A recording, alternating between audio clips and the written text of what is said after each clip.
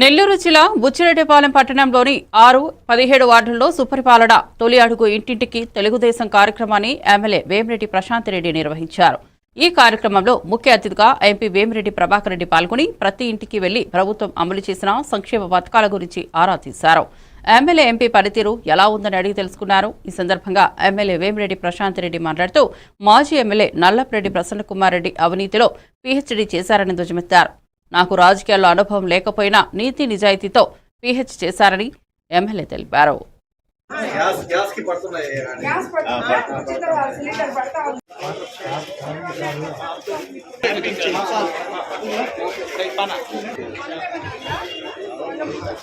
సుపరిపాలనలో తొలి అడుగు అనే కార్యక్రమాన్ని తెలుగుదేశం నాయకులు మన చంద్రబాబు నాయుడు గారు ముఖ్యమంత్రి గారి ఆజ్ఞ ప్రకారం ఒక మహాయజ్ఞంగా తీసుకొని మొట్టమొదటి రోజు ఈరోజే మొదలుపెట్టాము.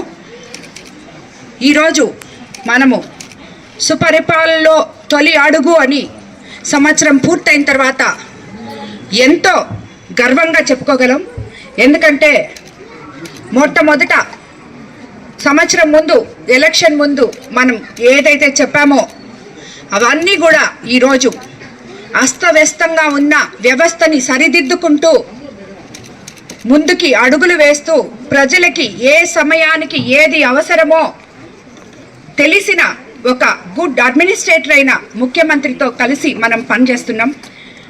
ఈరోజు మనం ముఖ్యంగా ఈ సుపరిపాలనలో తొలి అడుగు అనే కార్యక్రమాన్ని ఇంత గొప్పగా తలపెట్టుకుంటున్నాము అంటే కార్యకర్తలే దానికి ముఖ్య కారకులు.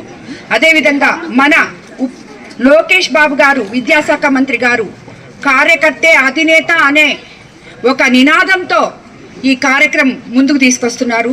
మనం ఇప్పుడే పార్టీనంతా స్ట్రక్చర్లోకి తీసుకొచ్చాం.